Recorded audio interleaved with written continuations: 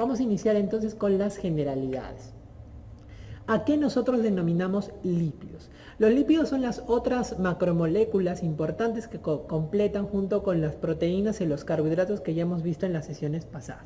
En este caso vamos a decir que los lípidos van a representar o van a estar compuestos por un grupo heterogéneo de moléculas, no tienen características tan definidas entre ellos como sucedía con las proteínas, con los carbohidratos. En este caso es un grupo muy heterogéneo, pero que va a tener como característica común entre ellos que van a ser insolubles en agua.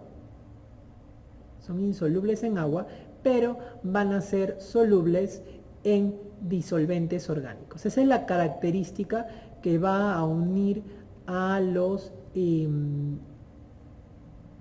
tanto a todo el grupo de lípidos, ¿no? Ahora, estos lípidos nosotros los podemos clasificar en dos grandes grupos: lípidos saponificables y lípidos insaponificables.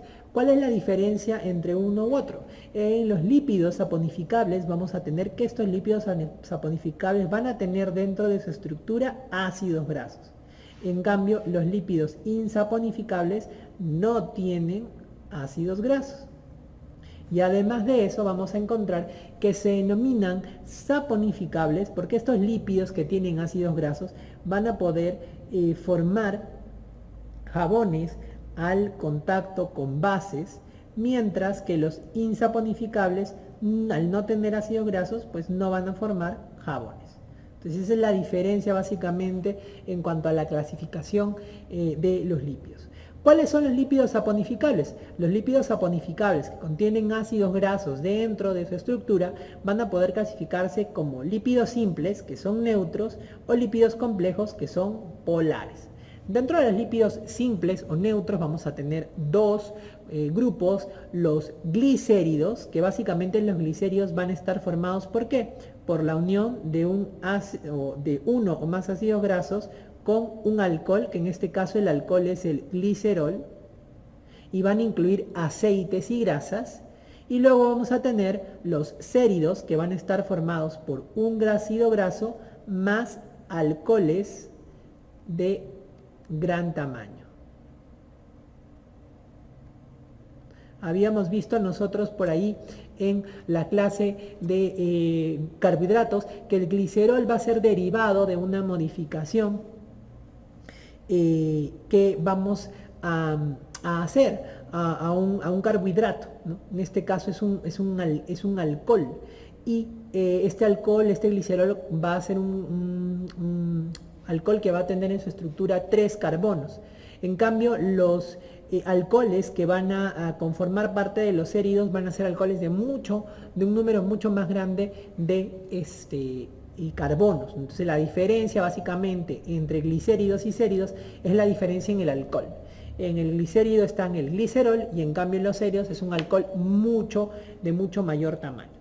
En cuanto a los lípidos complejos, vamos a tener que en estos lípidos complejos, aparte de encontrar en la estructura ácido graso más un alcohol, vamos a encontrar que tiene también otro grupo, otro compuesto dentro de su estructura. En el caso de los glicerodilípidos, vamos a tener que estos van a estar compuestos por ácidos grasos.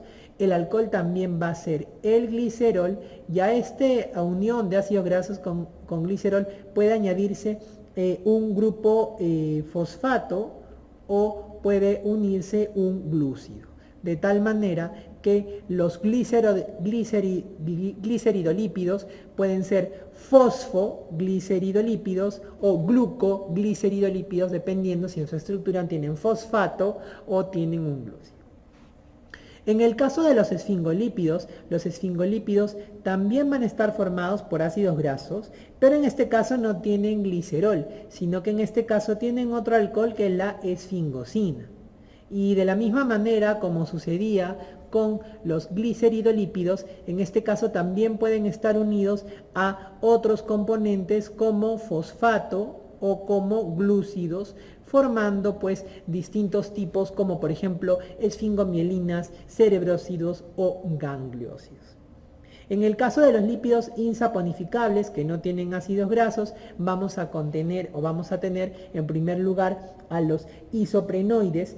Estos isoprenoides básicamente van a derivar o van a tener su estructura del isopreno, y en estos vamos a encontrar algunas vitaminas, como por ejemplo las vitaminas A, E y K, que son derivados isoprenoides. Vamos a tener luego los esteroides como segundo grupo. Estos esteroides van a derivar del estearano, y vamos a encontrar aquí el colesterol y sus derivados como las hormonas esteroideas y los ácidos biliares. Y finalmente tenemos los eicosanoides, que van a derivar básicamente de la ciclación del ácido araquidónico, que ahora vamos a ver que es un ácido graso, ¿no? Y que van a formar prostaglandinas, tromboxanos y leucotrienos. Entonces, habíamos hablado que la diferencia básicamente entre uno y otro tipo de lípido está en la presencia de los ácidos grasos. Entonces, tenemos que definir qué cosa es un ácido graso. Entonces, vemos nosotros que un ácido graso no es otra cosa que un ácido orgánico, porque en su estructura tiene carbono. Es un ácido orgánico de generalmente cadena larga. Entonces, un ácido graso podríamos catalogarlo como un ácido orgánico que usualmente tiene cadena larga. ¿Cómo es la estructura de este ácido graso? Vamos a ver que lo que caracteriza a este ácido graso es la presencia de esta cadena, que podemos denominar como una cadena carbonada, que esta cadena carbonada va a tener como característica que por lo general usualmente va a estar formada por un número par de carbonos. Esta no es la regla, pueden haber ácidos grasos que tengan un número impar de carbonos en su cadena, pero lo usual es que tengan un número par. Y lo que caracteriza la presencia de esta cadena carbonada es que vamos a tener hacia un extremo un grupo carboxilo. Entonces son cadenas carbonadas, usualmente de número pares de carbones, que tienen asociados un grupo carboxilo. ¿Cuántos tipos de ácidos grasos conocemos? Tenemos dos tipos de ácidos grasos. Tenemos un primer tipo, que es este que ustedes ven aquí, que se denominan ácidos grasos saturados, y tenemos este otro grupo que se denomina ácidos grasos insaturados. ¿Cuál es la diferencia entre un ácido graso saturado y un ácido graso insaturado? Lo pueden ustedes ver aquí en la representación. Vean ustedes los ácidos grasos saturados, vean en sus enlaces, todos son enlaces simples. Mientras que en los insaturados tienen uno o más enlaces dobles. Entonces, la diferencia, básicamente, para decir que un ácido graso es saturado o insaturado, está en la presencia de los enlaces dobles, en la característica de los enlaces. Los saturados tienen enlaces simples, es decir, no tienen enlaces dobles, mientras que el insaturado tiene uno o más enlaces dobles. Vean ustedes aquí en la representación, no hay enlaces dobles, aquí tenemos un enlace doble, aquí en otra representación un enlace doble, dos enlaces dobles, que hacen la característica de estos grasos, ácidos grasos tanto saturados como insaturados.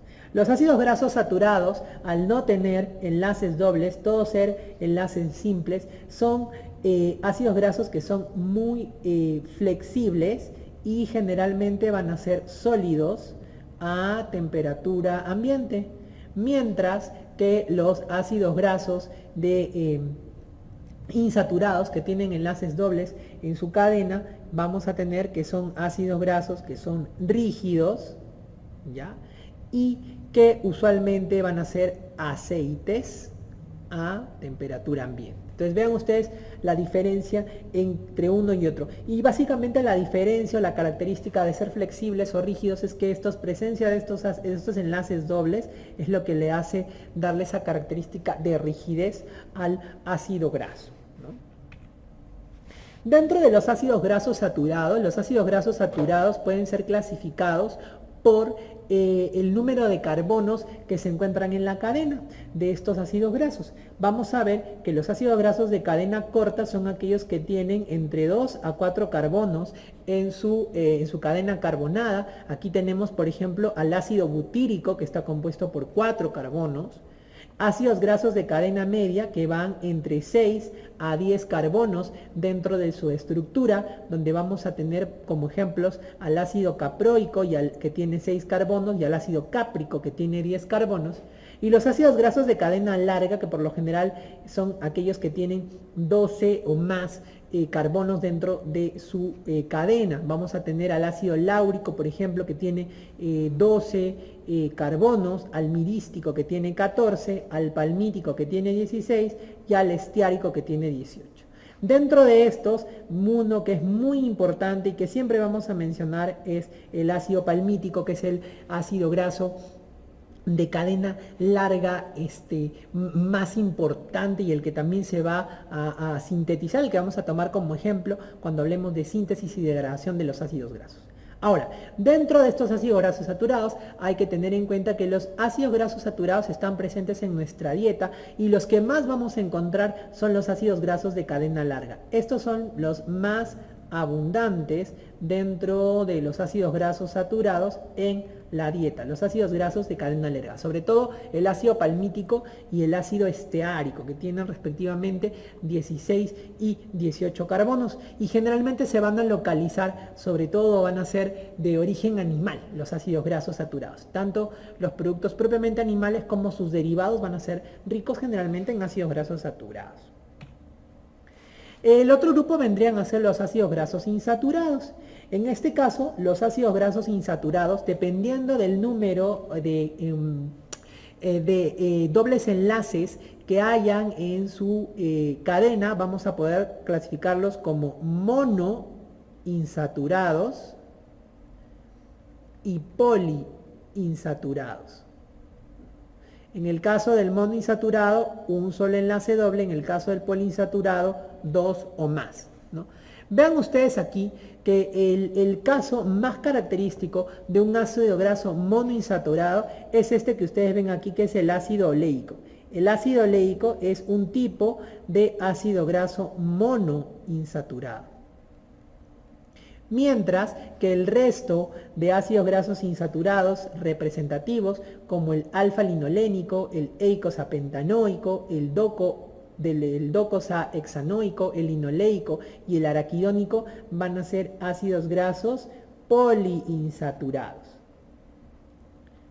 No, poliinsaturados. Ahora, estos ácidos grasos van a también recibir el nombre de omegas, dependiendo de la posición que tengan estos enlaces dobles. Normalmente estos ácidos grasos van a tomar un número luego de la denominación omega. Este número que van a tomar va a hacer referencia al primer carbono que contiene el enlace doble contando del extremo metilo. Acuérdense que el ácido graso tiene un extremo carboxilo y una cadena carbonada.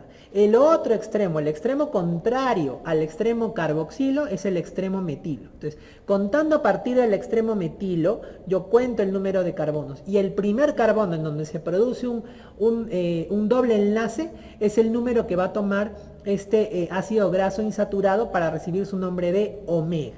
Miren ustedes. El ácido alfa-linolénico es un ácido graso poliinsaturado que contiene 3 enlaces dobles. Es un ácido graso de 18 carbonos con 3 enlaces dobles dentro de su estructura. Pero vean que el primer enlace está posicionado en el carbono 3. Primer carbono, segundo carbono, tercer carbono. Vean ustedes que ahí va el primer enlace. Como el primer enlace está en el carbono 3, este ácido alfa-linolénico se denomina también como omega 3. De la misma manera, el ácido eicosapentanoico es un ácido graso de 20 carbonos y tiene 5 enlaces dobles. Pero vean ustedes que el primer enlace se encuentra en la posición 3 comenzando del extremo metilo. Entonces también forma parte del omega 3. Entonces, cuando hablamos de omegas 3, estamos hablando del ácido alfa-linolénico y el ácido eicosapentanoico. Entonces, ¿qué es lo que sucede con estos ácidos grasos insaturados? Estos ácidos grasos insaturados van a recibir también el nombre de omegas, ¿no? Y seguido de la palabra omegas va a venir un número. Este número va a ser representación al número del carbono que tiene el primer enlace doble, empezando a contar del extremo metilo. ¿Cuál es el extremo metilo? Yo les había dicho que el ácido graso está formado por una cadena carbonada que tiene un grupo carboxilo. El extremo metilo es el extremo contrario al grupo carboxilo, es el otro extremo del ácido graso. Entonces, miren ustedes, en el caso del ácido alfa-linolénico, en este caso vamos a tener que es un ácido graso de 18 carbonos que tiene 3 enlaces dobles. Pero vean ustedes que el primer enlace doble se encuentra en el carbono 3 contando desde el extremo metilo. 1, 2, 3. Como el primer enlace se encuentra en el tercer carbono, entonces se denomina omega 3. Tenemos luego el ácido eicosapentanoico. Es un ácido graso de 20 carbonos con 5 enlaces dobles y el primer enlace doble igualmente se localiza en la posición 3. 1, 2, 3. Por eso también se considera un omega 3. Y finalmente el ácido docosahexanoico, que tiene 22 carbonos, 6 enlaces dobles, pero el primer enlace doble está en la posición 3. 1, 2, 3. Vean ustedes que tanto ácido alfa-linolénico y el ácido EPA, que es el eicosapentanoico, y el DHA, que es el docosahexanoico, van a ser considerados como los famosos omega 3. Por otro lado, vamos a tener el ácido linoleico, que va a ser un ácido graso de 18 carbonos con 2 enlaces dobles, donde vean que el primer enlace doble está en el carbono 6. Extremo metilo, 1, 2, 3, 4, 5, 6, primer doble enlace. Por eso se denomina omega 6. Igualmente, ácido araquidónico, un ácido graso de 20 carbonos con 4 enlaces dobles, primer enlace doble en el carbono 6. 1, 2, 3, 4, 5, 6, también es un omega 6. Entonces vean ustedes que ácido linoleico y ácido araquidónico van a ser omega 6. Vean ustedes que en el caso del ácido leico, que es un monoinsaturado, él tiene un solo enlace. El único enlace doble que tiene es en el carbono 9, es un ácido graso de 18 carbonos, un único enlace en el carbono 9, solamente tiene un enlace doble, y por tanto, como el primer enlace doble se encuentra en el carbono 9, se le denomina omega 9. Dentro de estos ácidos grasos insaturados, los omega 3 y omega 6 son considerados como ácidos grasos esenciales. Así como habían aminoácidos esenciales, aquí tenemos ácidos grasos poliinsaturados esenciales. ¿Por qué son esenciales? Nuestro cuerpo no los sintetiza. Nosotros tenemos que consumirlos para poder obtener estos ácidos grasos, ¿no?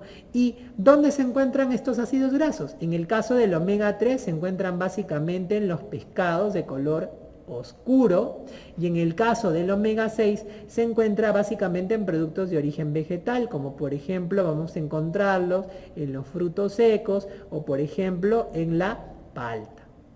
En el caso del omega 9, el omega 9 vamos a encontrarlo sobre todo en forma de aceite, en aceite básicamente de oliva.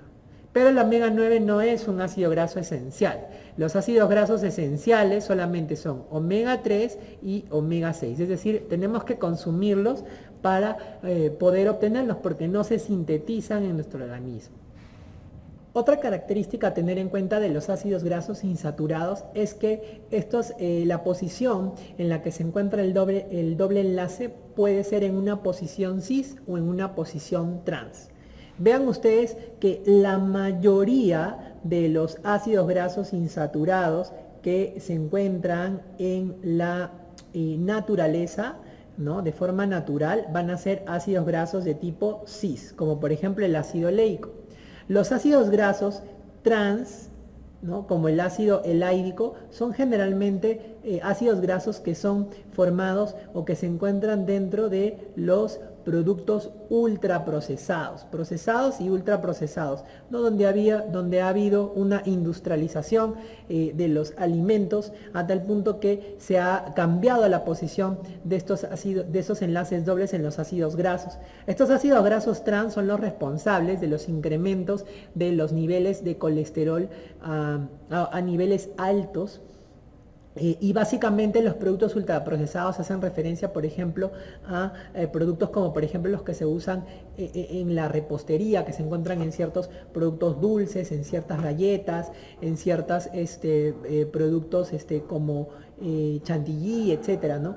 Ese tipo de ácidos grasos son dañinos para el organismo y no deberían ser consumidos, ¿no? Luego vamos a tener algo característico de los ácidos grasos, y es que estos ácidos grasos van a poder sufrir dos tipos de reacciones, que son las reacciones de esterificación y de saponificación. En el caso de la reacción de esterificación, ¿qué es lo que nos dice? Lo que nos dice es que un ácido graso puede reaccionar con un alcohol para formar un éster. Vean ustedes aquí que esta reacción de esterificación, lo que sucede es que se va a unir el ácido graso por su extremo carboxilo, va a liberar un OH y se va a liberar un hidrógeno del alcohol, de tal manera que ahí se forma un enlace de tipo éster. Vean ustedes que tenemos la unión a través del grupo carboxilo, y como se está liberando un oxígeno y dos hidrogeniones, eso se libera en forma de agua. Entonces la reacción de esterificación en este caso une un ácido con un alcohol para formar un éster y liberar agua. Vean ustedes que, por ejemplo, aquí tenemos el famoso triglicérido. Vean ustedes que este alcohol de aquí es el glicerol, y en cada uno de los residuos OH que tenía el glicerol se ha ido un hidrogenión y ha ingresado un ácido graso por su extremo carboxilo, formando en este caso, al tener el glicerol con sus 3 carbonos reemplazados, sus 3 residuos reemplazados por ácidos grasos, un triglicérido, ¿no? Porque son 3 ácidos grasos que han sido reemplazados en el glicerol. Este es un triglicérido. Vean ustedes que la otra reacción de los ácidos grasos es la reacción de saponificación. ¿Qué nos dice la reacción de saponificación? Nos dice que un éster, ¿no? Como por ejemplo este que habíamos visto aquí, el triglicérido, puede reaccionar con una base para formar un jabón. Esto es lo que les decía cuando hablaba de lípidos saponificables, ¿no? ¿Por qué? Porque estos lípidos pueden reaccionar con bases para formar jabones. En este caso, lo que sucede es que la base entra a formar, en este caso vean ustedes que es una base con sodio, el sodio entra a formar parte de la estructura y se libera un alcohol, de tal manera que la reacción de saponificación viene a ser la unión de un éster con una base para formar un jabón y alcohol. Este jabón que se forma precisamente permite darle solubilidad al ácido graso. El jabón le permite dar solubilidad al ácido graso, porque acuérdense que los ácidos grasos son insolubles en agua. Entonces, este jabón permite que se dé solubilidad al ácido graso a través de la formación de micelas. Entonces, ya habiendo hablado de ácidos grasos, podemos hablar un poquito más de los lípidos saponificables, que de hecho ya lo habíamos visto en las primeras diapositivas. Habíamos dicho que estos van a tener ácido graso en su composición, y vamos a tener aquí, ven ustedes, a los triacilgliceroles, a los fosfoglicerolípidos, a los esfingolípidos y a los glucolípidos. Vean ustedes que en el caso de los triacilgliceroles, que también son conocidos como triglicéridos, estos van a estar formados por un alcohol que es el glicerol. Acuérdense que el glicerol es un alcohol que tiene 3 carbonos, y en este caso a cada carbono del glicerol se le ha unido un ácido graso. Como tiene 3 ácidos grasos unidos a un glicerol, es que se le llama triglicéridos, ¿no? También puede ser el caso que solamente a la molécula de glicerol se una un ácido graso. En ese caso se llama monoglicérido. Y si se unen 2 ácidos grasos se llama diglicérido, ¿no? Pero usualmente lo que nosotros tenemos son los triglicéridos. Los triglicéridos son lípidos de almacenamiento, ¿no? Es una forma de almacenar ácidos grasos y en nuestro caso, en nuestro organismo, donde se depositan o donde se guardan los triglicéridos va a ser en el tejido adiposo. Los adipocitos son ricos en triglicéridos y van a ser la reserva de ácidos grasos. En el caso de los glicerofosfolípidos, como lo habíamos visto, en este caso vamos a tener que uno, aparte de tener el glicerol, aparte de tener el ácido graso, vamos a tener en este caso un fosfato, un grupo fosfato. Vean ustedes que ya no hay 3 ácidos grasos unidos al glicerol, sino que uno de ellos ya no es ácido graso, sino es un fosfato. A esta molécula se le llama también fosfolípido. Fosfolípido, la unión en este caso de un grupo fosfato a este éster, ¿no? Los esfingolípidos, habíamos dicho que la diferencia estaba en el alcohol. En este caso tenemos como alcohol la esfingomielina. Tenemos como alcohol la esfingosina. Ya no tenemos al glicerol como alcohol, sino tenemos a la esfingosina como alcohol. Vean ustedes que la esfingosina es un alcohol mucho más grande y se le va a unir a esta esfingosina un ácido graso y se le va a unir también un fosfato. En el caso que se una un fosfato a una esfingosina y un ácido graso se llamará esfingofosfolípido, que un representante es la esfingomielina, y en el caso que no sea un grupo fosfato el que tenga unido a la esfingosina, sino un glúcido asociado a una esfingosina y un ácido graso, se denominará como un esfingoglucolípido, donde tenemos los cerebrósidos, los gangliósidos y los globósidos. Vean ustedes que tanto fosfolípidos como esfingofosfolípidos, como la esfingomielina, y los glucoesfingolípidos como cerebrósidos, gangliósidos y globósidos van a formar o van a ser parte de lípidos de membranas, ¿no? ¿Por qué? Porque van a tener una parte polar dentro de esa estructura que precisamente les va a permitir adosarse, formar parte de las membranas, a diferencia de los triglicéridos, que son neutros y que van a ser simplemente de almacenamiento en el tejido adiposo. En el caso de los lípidos no saponificables, aquí teníamos 3, tenemos los terpenos, que son polímeros de isopreno. Vean ustedes, este es el isopreno. También por esa razón los terpenos son llamados isoprenoides, ¿no? Porque derivan del isopreno. Terpenos o isoprenoides es el otro nombre que reciben este tipo de ácidos grasos, de estos tipos de lípidos no saponificables. Y aquí tenemos, por ejemplo, como representantes las vitaminas A, K y E. Son vitaminas de origen lipídico, que en este caso son no saponificables y derivan del isopreno. El otro grupo son los esteroides, que derivan de este ciclopentanoperhidrofenantreno. Vean ustedes cómo está formado por 4 anillos y que se conoce también como estiarano. El estiarano o ciclopentanoperhidrofenantreno va a ser la base para que se formen los esteroides. Los esteroides, básicamente el principal representante va a ser el colesterol y todos sus derivados, que vamos a ver en una lámina a continuación. Y finalmente tenemos los eicosanoides, que los eicosanoides son derivados del ácido araquidónico. El ácido araquidónico habíamos visto que es un ácido graso poliinsaturado que tiene 20 carbonos en su estructura y que es considerado como un omega 6. Vean que cuando se cicla este ácido araquidónico se forman las prostaglandinas, leucotrienos y tromboxanos. Acuérdense que este proceso de ciclar el ácido araquidónico se hace gracias a una enzima que es la famosa ciclooxigenasa. La ciclooxigenasa permite la ciclación del ácido araquidónico y por tanto la formación de prostaglandinas, leucotrienos y tromboxanos, que como nosotros conocemos son productos muy importantes para el proceso inflamatorio, ¿no?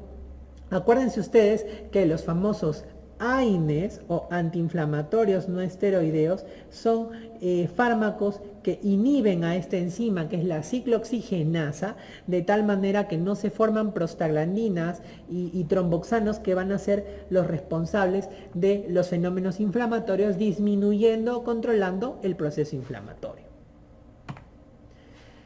Habíamos dicho que el colesterol es un lípido no saponificable derivado del estiarano, es un esteroide, y vamos a ver que el colesterol va a ser la base para que se sinteticen otros productos. ¿Cuáles son los productos derivados del colesterol? Básicamente, dentro de los productos derivados del colesterol, nosotros vamos a tener primero hormonas. Dentro de las hormonas, básicamente vamos a tener hormonas de la corteza adrenal. Acuérdense que la glándula suprarrenal es aquella que se encuentra por encima de los riñones y tiene dos partes, corteza y médula. La médula ya la hemos visto en el metabolismo de la fenilalanina, de la tirosina. Habíamos visto cómo a partir de la tirosina se formaban luego las hormonas de la médula adrenal, que son las catecolaminas, la adrenalina, la noradrenalina. En este caso, los derivados del colesterol van a formarse en la corteza adrenal, la capa más externa de la glándula adrenal o suprarrenal. Y también vamos a encontrar las hormonas que se producen en las gónadas. ¿Cuáles son las gónadas? Testículos, ovarios.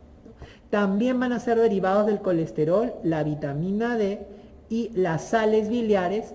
La vitamina D es muy importante para el metabolismo del calcio, para mantener los niveles de calcio en la sangre adecuados, y las sales biliares para la digestión de los lípidos en general. Vean ustedes, aquí tenemos unos ejemplos. La cortisona o cortisol es una hormona de la corteza adrenal. La otra hormona de la corteza adrenal junto con la cortisona o cortisol es la aldosterona, cortisona o cortisol. La otra hormona es la aldosterona.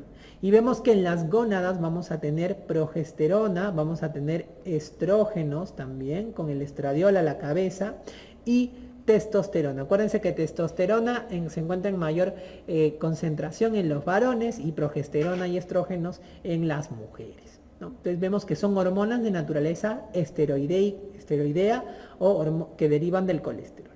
También tenemos la vitamina, en este caso la vitamina D3, que es la vitamina de origen animal, que es el colecalciferol, y tenemos el ácido biliar, que va a dar origen a las sales biliares, que también se forma a partir de colesterol. ¿Cuáles son las funciones de los lípidos? Básicamente los lípidos van a tener tres funciones. La primera función que va a tener los lípidos, y que es la más importante, va a ser la función de reserva energética, ¿no? Si bien habíamos dicho que los carbohidratos, la glucosa va a ser el principal combustible, sustrato, fuente de energía, la principal forma de reserva de energía van a ser los lípidos a través de los triglicéridos. Los triglicéridos van a ser esos compuestos que se van a guardar en los adipocitos para que en una situación de ayuno prolongado, cuando ya no tengamos glucosa, se pueda romper esos triglicéridos para poder utilizar los ácidos grasos para obtener energía. Y esa es entonces la principal reserva energética que nosotros tenemos. Luego vamos a tener que los lípidos también tienen una función estructural. Esa función estructural va a estar dada por los lípidos de membrana. ¿Se acuerdan ustedes que en las membranas vamos a tener los fosfolípidos, vamos a tener también los esfingolípidos, que van a ser componentes importantes de las membranas? Entonces van a tener una función estructural. Y la última función es la función reguladora, donde básicamente la función reguladora va a estar dada por ejemplo, la presencia de la vitamina D o de las hormonas que van a permitir precisamente regular una serie de procesos en nuestro organismo. Pero definitivamente la función de reserva energética de los triglicéridos es la más importante. ¿Cómo se hace la digestión y la absorción de los lípidos? Acuérdense que los lípidos son sustancias que son insolubles en agua, entonces van a tener que tener un mecanismo especial para poder ser digeridos y absorbidos en el tracto gastrointestinal. Vean ustedes que los triglicéridos y colesterol van a ser como grandes gotitas de lípidos en el intestino. Estas gotitas de lípidos van a reaccionar con las sales biliares que vienen desde el hígado. Acuérdense que en el hígado se forma la bilis, que se va a concentrar luego en la vesícula biliar y va a ser depositada o va a salir a nivel del duodeno. Esta bilis dentro de su composición tiene sales biliares y estas sales biliares van a interaccionar con las gotitas de lípidos, de triglicéridos y colesterol para emulsificar las grasas. ¿Qué significa emulsificar las grasas? Formar micelas.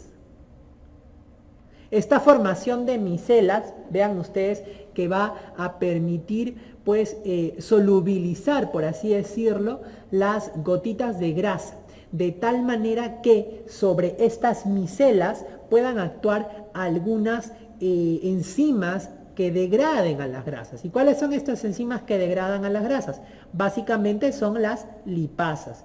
Tenemos una lipasa gástrica y una lipasa pancreática. Sin embargo, la importancia de estas lipasas, la lipasa pancreática es mucho más importante. La lipasa gástrica hace digestión con mucha menos efectividad que la lipasa pancreática. Así que la lipasa pancreática va a ser la principal enzima que va a permitir degradar a los lípidos, ¿no? Juntamente con la lipasa pancreática vamos a tener una molécula proteica que va a permitir anclar esta lipasa sobre las micelas, que es la colipasa pancreática, de tal manera que puedan actuar sobre ellas, ¿no?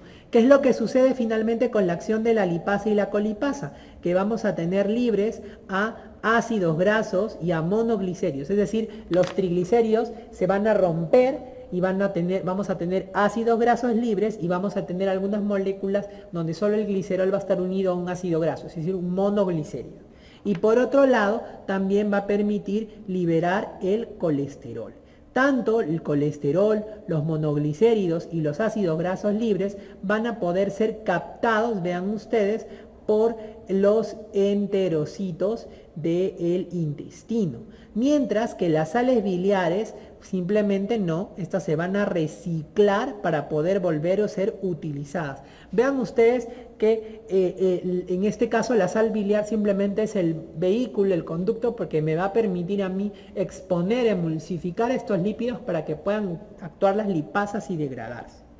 Tanto colesterol como monoglicéridos y ácidos grasos libres van a ingresar hacia el interior del enterocito y aquí se van a dirigir hacia el retículo endoplasmático para poder volver a formar triglicéridos y colesterol. Muchas veces el colesterol también se le puede unir a ácidos grasos formando ésteres de colesterol. Vean ustedes que finalmente todo esto va a ser empaquetado en transportadores especiales. Estos transportadores especiales van a permitir poder transportarlos a través del plasma. Acuérdense que las grasas con estos transportadores primero van a ir al tejido linfático, ¿no? Mediante los vasos quilíferos. Ahí es donde se va a producir el transporte de estos triglicéridos, colesterol y ésteres de colesterol a través de estas moléculas transportadoras que vamos a ver en la siguiente lámina cuáles son, ¿no? Solamente hay una excepción en este caso. Generalmente los ácidos grasos de cadena larga son los que van a necesitar de estos transportadores especiales. Los ácidos grasos de cadena corta y de cadena media generalmente van a ingresar directamente a la circulación sin necesidad de estos transportadores especiales, ¿no? Y precisamente yo les decía que los lípidos necesitan, para poder viajar a través de la linfa, a través del plasma, de unos transportadores, porque ellos son insolubles en agua. Entonces, ¿cómo es que se logra el transporte de lípidos? Se logra precisamente a través de estas estructuras que nosotros conocemos como lipoproteínas. Acuérdense que en el caso de los ácidos grasos de cadena larga son los que van a necesitar de las lipoproteínas para poder transportarse. Los ácidos grasos de cadena corta y de cadena media generalmente no van a necesitar de lipoproteínas, muchas veces pueden viajar unidos a albúmina, pero los que necesitan de estas lipoproteínas son los ácidos grasos de cadena larga. ¿Cómo están formadas estas lipoproteínas? Vean ustedes que tienen una estructura muy especial que les va a permitir transportar los lípidos. Vean que tiene un núcleo en el interior, es un núcleo que nosotros conocemos como un núcleo apolar. Vamos a ver que dentro de este núcleo van a encontrarse las sustancias insolubles en agua. Los triacilgliceroles, o sea, los triglicéridos, y los ésteres de colesterol. ¿Qué son los ésteres de colesterol? Es el colesterol al cual se le han añadido ácidos grasos. Entonces, en este caso, vamos a ver que estos que son insolubles en agua van a viajar dentro de la estructura, en el núcleo de las lipoproteínas. Van a viajar protegidos. Y en el exterior, la envoltura va a ser una envoltura polar. Esta envoltura polar va a poder ser soluble en agua, porque acuérdense que el agua es un disolvente de estructuras o moléculas polares. Entonces, en este caso vamos a tener que esta envoltura polar va a estar compuesta por colesterol, por fosfolípidos, que son moléculas que tienen parte soluble en agua, parte insoluble en agua, pero además la presencia de unas proteínas especiales denominadas apolipoproteínas. Las apolipoproteínas son proteínas que van a formar parte de esta envoltura de las lipoproteínas y que les van a permitir viajar a través del torrente sanguíneo. ¿Cuántos tipos de lipoproteínas existen? Existen básicamente, las principales van a ser 4. Vamos a encontrar como primera lipoproteína al kilomicrón. El kilomicrón va a ser la lipoproteína que va a permitir transportar sobre todo los triglicéridos de origen exógeno, es decir, todos los triglicéridos que nosotros hemos ingerido de la dieta. Generalmente el kilomicrón entonces se forma después que uno ha tenido una comida los triglicéridos se van a unir a estos kilomicrones y van a viajar a través de todo el torrente sanguíneo para ofrecer ácidos grasos al cuerpo. Vamos a tener luego otra lipoproteína, que es la lipoproteína VLDL, que es una lipoproteína de muy baja densidad, de ahí su nombre de VLDL, porque en inglés es very low density, que significa muy baja densidad, ¿no? Y esta va a transportar básicamente triglicéridos endógenos. ¿Qué cosa quiere decir triglicéridos endógenos? Triglicéridos que han sido formados en el hígado, que el hígado ha sintetizado. Vamos a tener luego una tercera lipoproteína que es la LDL. ¿Qué significa LDL? Lipoproteína de baja densidad. Viene del inglés low, baja densidad. Que va a transportar colesterol. Pero va a transportar colesterol ¿de dónde? Va a transportar colesterol generalmente del hígado hacia los tejidos, es decir, va a ofertar colesterol a los tejidos. Es por eso que a este colesterol LDL que uno lo puede dosar en sangre, mejor dicho, al colesterol que se encuentra unido a la LDL uno lo puede dosar en sangre, se le denomina como colesterol malo. Porque se le dice malo, ¿por qué? Porque es el colesterol que se va a ofertar hacia los tejidos y permite que se llegue a los tejidos. Entonces uno le dice malo porque pues está relacionado tal vez con un exceso de este tipo de colesterol a el proceso de aterosclerosis y enfermedades cardiovasculares. Y por otro lado vamos a tener otro tipo de lipoproteína que es la HDL. La HDL es una lipoproteína de alta densidad, por eso high, el H viene de high, de alto en inglés, y también va a transportar colesterol, solamente que este va a transportar colesterol de los tejidos hacia el hígado. Eso quiere decir que recoge el colesterol que está en los tejidos para llevarlo al hígado para que pueda ser metabolizado.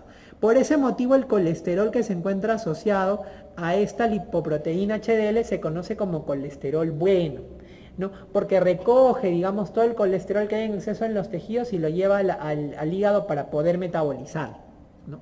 Ahora, dependiendo yo uniendo estas lipoproteínas, voy a ver que el transporte de lípidos tiene dos vías, una vía exógena y una vía endógena.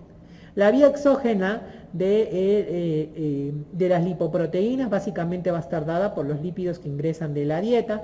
Vean ustedes que estos son absorbidos en el intestino gracias a la acción o adición de las sales biliares que permiten emulsificar los lípidos y que puedan actuar sobre ellas las lipasas. Una vez que se liberan los ácidos grasos, el colesterol y los monoacilgliceroles, estos son captados por las células de los intestinos, los enterocitos, donde se vuelve a formar triglicéridos y ésteres de colesterol, y son empaquetados en una primera lipoproteína que son los kilomicrones. Ya lo había dicho, kilomicrón transporta triglicéridos exógenos de la dieta.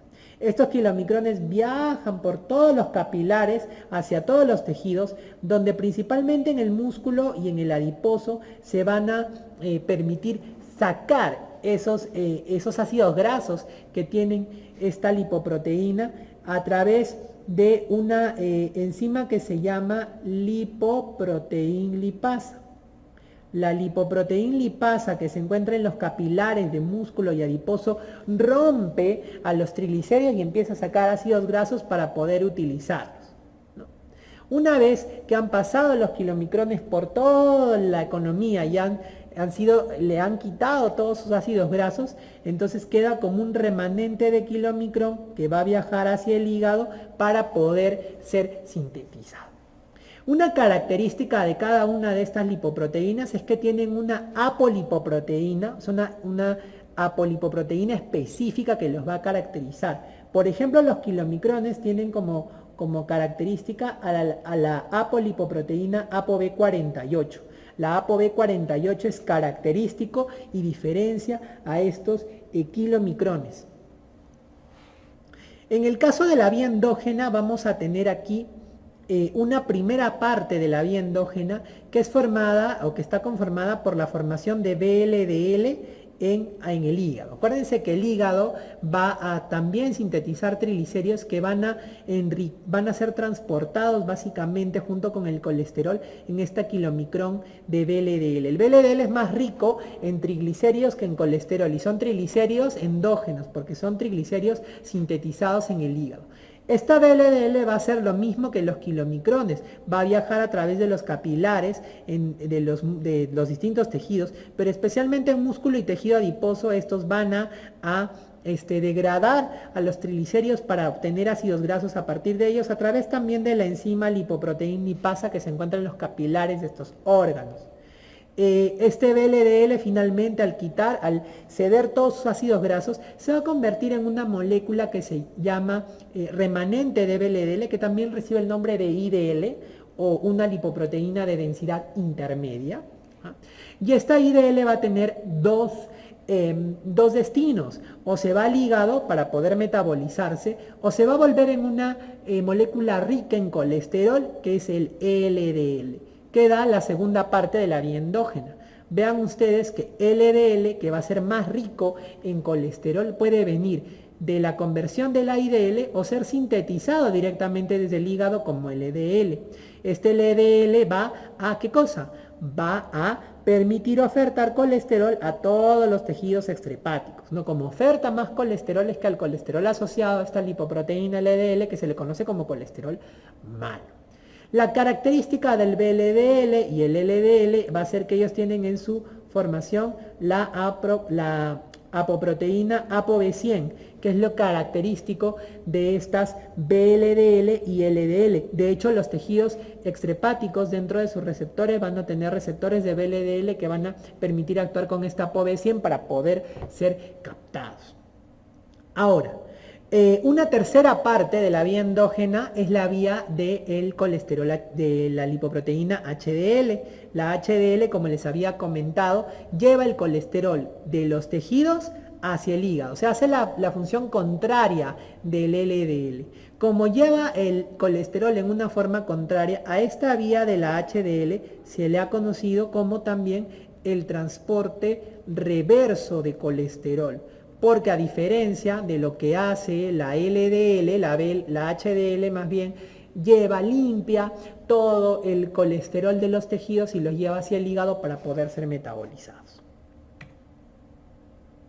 Y así como habíamos visto en el caso de generalidades de carbohidratos acerca del metabolismo de los carbohidratos, vamos a ver el metabolismo de los lípidos. Aquí, así como en los carbohidratos la glucosa era la protagonista, en este caso los ácidos grasos van a ser los protagonistas del metabolismo de los lípidos. Vean ustedes que estos ácidos grasos van a poder ser oxidados para obtener energía a partir de ellos. Este proceso de oxidación se denomina la beta-oxidación de ácidos grasos, la degradación de los ácidos grasos, que lo que nos va a permitir es obtener moléculas de acetilcoenzima A que van a poder ingresar hacia el ciclo de Krebs para poder obtener energía. Vean ustedes también que puede darse el proceso contrario. A partir de acetilcoenzima A, poder formar ácidos grasos. Y vean ustedes que esta acetilcoenzima A nosotros la podemos obtener del metabolismo de los carbohidratos y de los aminoácidos. Sobre todo del metabolismo de los carbohidratos, ¿no? Es por eso que cuando, lo que les decía, ¿no? Cuando ustedes comen o tienen una dieta rica en carbohidratos, rica en harinas, rica en dulces, el exceso de este consumo de carbohidratos va a hacer que haya un exceso de acetilcoenzima A que va a finalmente generar ¿en qué? En la formación a partir de esa acetilcoenzima A de ácidos grasos. Al proceso de conversión de la acetilcoenzima A en ácidos grasos se le conoce como lipogénesis. Además, vean ustedes que el acetilcoenzima A también puede generar en la producción de unos compuestos que se denominan cuerpos cetónicos a través de un proceso que se llama cetogénesis. Esto no sucede de forma cotidiana, sino que simplemente sucede en algunas situaciones específicas como el ayuno prolongado o los pacientes que tienen diabetes, que ya lo vamos a ver cuando hablemos de cetogénesis. Y asimismo la acetilcoenzima A puede ser sustrato para la síntesis de colesterol, que es otro lípido importante dentro de nuestra economía. Además, acuérdense que el colesterol puede formar o tener derivados que son los derivados esteroideos, donde vamos a tener, como les decía, las hormonas de la corteza adrenal, las hormonas de las gónadas, la vitamina D y las sales biliares. Asimismo, vean ustedes que estos ácidos grasos nosotros vamos a poder unirlos a alcoholes a través de un proceso que se denomina esterificación, formando triacilgliceroles, que son la forma en la que nosotros reservamos las grasas en las células del tejido adiposo. Y estos triglicéridos a su vez pueden romperse en situaciones en que se necesiten para formar ácidos grasos a través de un proceso que se conoce como lipólisis, que es la ruptura de los triglicéridos para poder obtener ácidos grasos. Entonces vemos de esta forma cómo los ácidos grasos vienen a ser la protagonista de todo el metabolismo de los lípidos, tanto de las reacciones de catabolismo, o sea de destrucción, como de anabolismo, formación.